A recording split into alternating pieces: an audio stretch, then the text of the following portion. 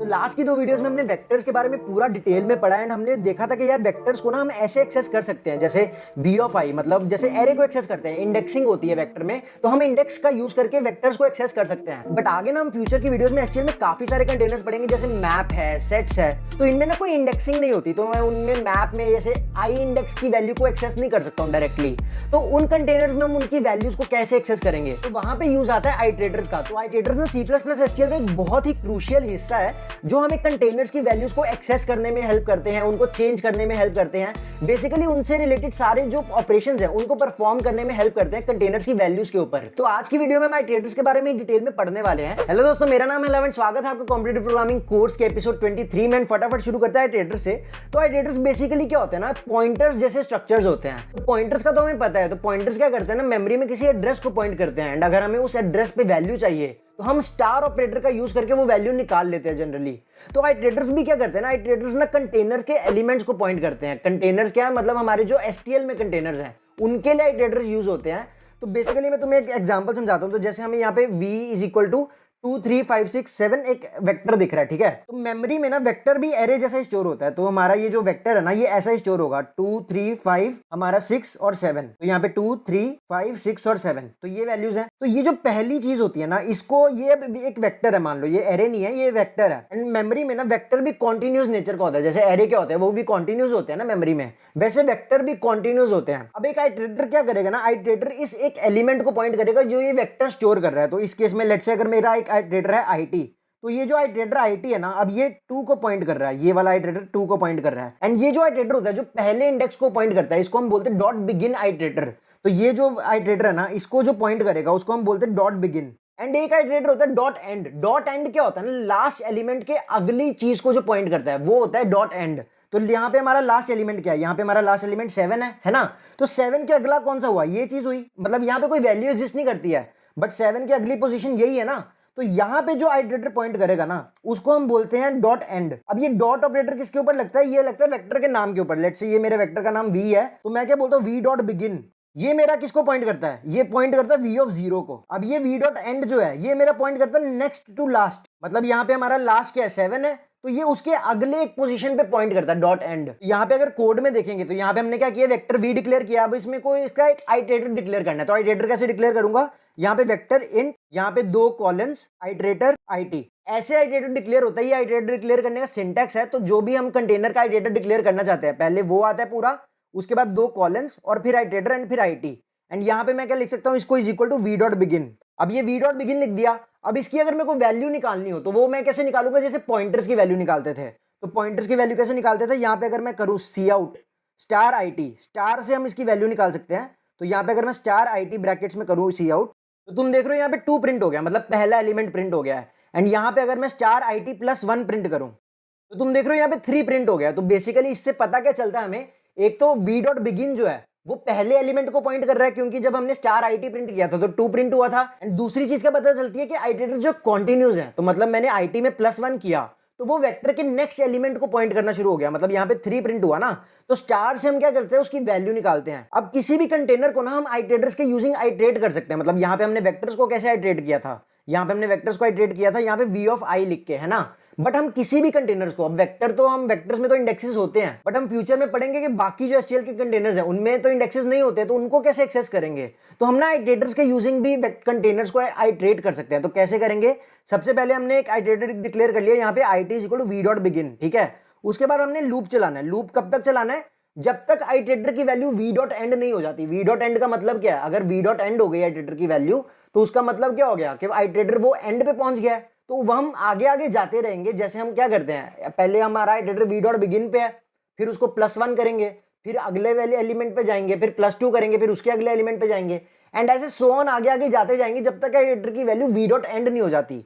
तो मैं यहाँ पे फॉर लूप कैसे लगा सकता हूँ, for it is equal to v dot begin, it not equal to v dot end plus IT। यहाँ पे मैं प्लस प्लस भी कर सकता हूँ आइटरेटर में। तो प्लस प्लस से क्या होता है ना, आइटरेटर जो है नेक्स्ट आइटरेटर पे जाता है। प्लस प्लस और +1 में फर्क है जो मैं अभी आगे तुम्हें समझाऊंगा।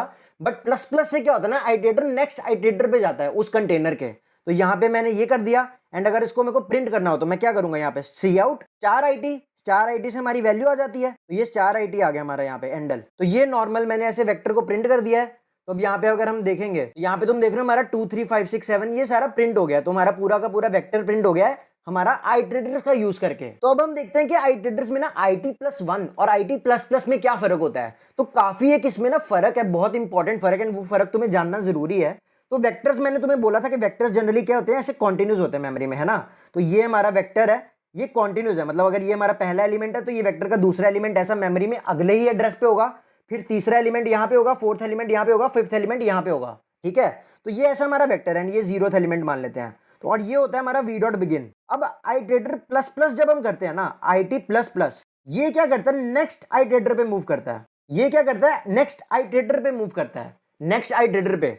बट जब हम IT+1 करते हैं ना, IT+1 क्या करता है, ये चीज करते हैं नेक्स्ट लोकेशन पे मूव करता है। अब नेक्स्ट लोकेशन पे मूव करने का मतलब क्या है ना, तो नेक्स्ट लोकेशन जैसे है कि यहाँ पे ये हमारी 0th लोकेशन थी। IT+1 से क्या होता है ना, ये फर्स्ट पोजीशन पे मूव करेगा IT+1 से। अब वेक्टर्स के केस में IT++ और IT+1 में कोई फर्क नहीं है, क्योंकि नेक्स्ट आइटरेटर भी नेक्स्ट लोकेशन पे ही होता है वेक्टर्स के केस में, क्योंकि वेक्टर्स जो है कॉन्टिन्यूस है। तो IT+1 भी हमारा 1 लोकेशन पे जाएगा एंड IT++ भी आइटरेटर को नेक्स्ट लोकेशन पे लेके जाएगा, ठीक है।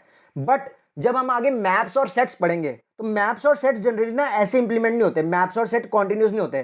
तो हो सकता है मैप्स में क्या होना, पहला एलिमेंट हमारा यहाँ पे है, दूसरा एलिमेंट हमारा यहाँ पे है, ये अगर पूरी हमारी मेमोरी है, ठीक है, ये हमारा पहला एलिमेंट है, ये दूसरा एलिमेंट है, ये तीसरा एलिमेंट है, एंड ऐसे ना एलिमेंट्स के बीच में लिंक्स होते हैं।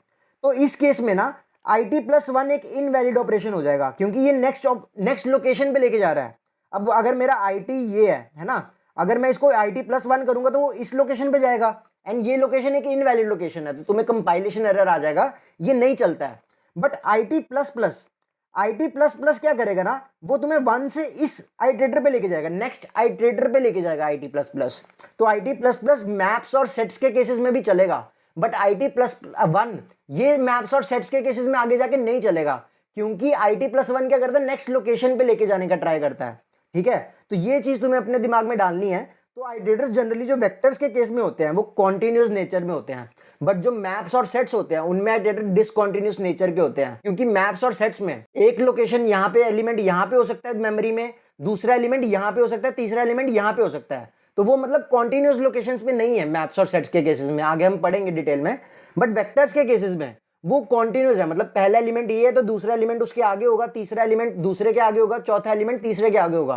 तो वेक्टर्स कॉन्टिन्यूस नेचर के होते हैं। अब इसके बाद हम देखेंगे एक नेक्स्ट चीज, जो एक स्पेशल ऑपरेटर होता है जो पेयर्स को एक्सेस करने में हेल्प करता है। आइटरेटर्स के केस में वो यूज कर भी सकते हैं, नहीं भी कर सकते, बट उसकी नॉलेज होना जरूरी है।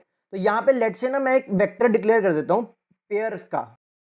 तो ये मैंने एक वेक्टर ऑफ पेयर डिक्लेयर कर दिया है, तो इसमें मैंने डाला क्या है, 1 2 डाल दिया, 2 3 डाल दिया, 3 4 डाल दिया। अब इसका हम एक्सेस आइटरेटर्स के यूज करके कैसे करेंगे, तो सबसे पहले वेक्टर का आइटरेटर डिक्लेयर करेंगे, एंड आइटरेटर डिक्लेयर करने के लिए क्या करेंगे, सेम कंटेनर पहले लिखेंगे, फिर 2 कॉलम्स डालेंगे, आइटरेटर लिखेंगे एंड फिर IT, ठीक है। तो इसका आइटरेटर ऐसे डिक्लेयर कर लेंगे हम। अब आइटरेटर IT क्या हो गया, हमारा वेक्टर ऑफ पेयर का आइटरेटर हो गया। अब ये वेक्टर ऑफ इंट के आइटरेटर्स के साथ काम नहीं कर सकता है। अगर तुम्हें किसी भी कंटेनर का आइटरेटर डिक्लेयर करना है तो तुम्हें उसका पूरा डेटा टाइप के साथ करना पड़ेगा, ठीक है। अब ये जो IT है तुम वेक्टर ऑफ इंट के साथ यूज नहीं कर सकते हो। अब इसको आइटरेटर कैसे करेंगे, आइटरेटर के यूजिंग सिमिलरली जैसे हमने अभी पीछे इंटीजर्स के लिए आइटरेट किया था, for it is equal to v_p dot begin, it not equal to v_p dot end, and plus plus IT, ये करेंगे। एंड यहाँ पे सी आउट कैसे करेंगे, सी आउट। अब यहाँ पे देखो स्टार IT क्या होगा, स्टार IT ना एक पेयर है। स्टार IT क्या है, एक पेयर होता है, ठीक है। स्टार IT अगर मैं यहाँ पे लिख दिया स्टार IT, अब ये एक पेयर हो गया, ये ब्रैकेट वाली चीज जो पूरी चीज है ये एक पेयर है। अब इसके आगे मैं डॉट फर्स्ट और डॉट सेकंड लगा सकता हूँ। IT क्या है, पेयर का आइटरेटर है, एक ऐसा आइटरेटर जो पेयर को पॉइंट कर रहा है ना। अब स्टार IT क्या हो गया, उसकी वैल्यू हो गई, तो वो पेयर की वैल्यू आ जाएगी। अब इसके आगे मैं डॉट फर्स्ट लिख सकता हूँ, है ना, एंड यहाँ पे स्पेस डाल के हम स्टार IT डॉट सेकंड भी लिख सकते हैं। तो ऐसे हम एक्सेस कर सकते हैं पेयर्स को। तो स्टार IT क्या हो गया, पेयर की वैल्यू हो गई, है ना। और IT क्या है, एक आइटरेटर जो पेयर को पॉइंट कर रहा है। तो अगर इस कोड को मैं एग्जीक्यूट कर लूंगा तो यहाँ पे देख लेते क्या प्रिंट हो रहा है। तो यहाँ पे तो तुम देख रहे हो 1 2 2 3 3 4। तो बेसिकली ये वाला जो हमने वेक्टर डिक्लेयर किया था ये हमारा डिक्लेयर प्रिंट हो गया है अच्छे से। अब इस चीज को लिखने का ना एक और सिंटैक्स होता है स्टार IT डॉट फर्स्ट को ना। तो यहाँ पे अगर मैं ये लूप लिख के नीचे कॉपी करूँ तो इसको ना स्टार IT डॉट फर्स्ट को ना तुम ऐसे रिप्लेस कर सकते हो। यहाँ पे तुम लिख सकते हो IT एरो फर्स्ट, ये चीज तुम लिख सकते हो यहाँ पे। एंड इसको स्टार it.second को भी तुम ऐसा रिप्लेस करके यहाँ पे बीच में एरो डाल सकते हो। तो ये ना एक अलग सा सिंटेक्स है जो जनरली यूज होता है आइटरेटर्स के केस में, जब आइटरेटर एक पेयर को पॉइंट कर रहा है। तो जब एक आइटरेटर एक पेयर को पॉइंट कर रहा है ना, तो हम ये भी सिंटेक्स यूज कर सकते हैं। बेसिकली ये क्या करेगा, वैल्यू एक्सेस करेगा।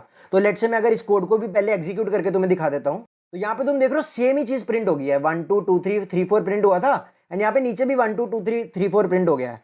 बेसिकली मतलब क्या है ना, कि ये जो स्टार it.first है ना, स्टार it.first, ये चीज इसके बराबर है it एरो फर्स्ट।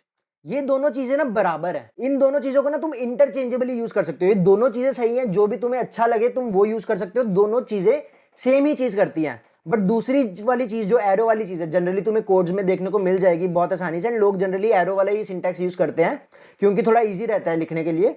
तो बाकी तुम पहला वाला भी यूज कर सकते हो, पहला वाला गलत नहीं है, पहला वाला भी सही है। बस ये एक चीज को लिखने का ना दूसरा एक नया सिंटैक्स है। तो ये एक बेसिक था पूरा आइटरेटर्स के ऊपर, कि आइटरेटर्स कैसे वर्क करते हैं, कंटेनर्स के एलिमेंट्स को कैसे पॉइंट करते हैं, डॉट बिगिन क्या होता है, डॉट एंड क्या होता है।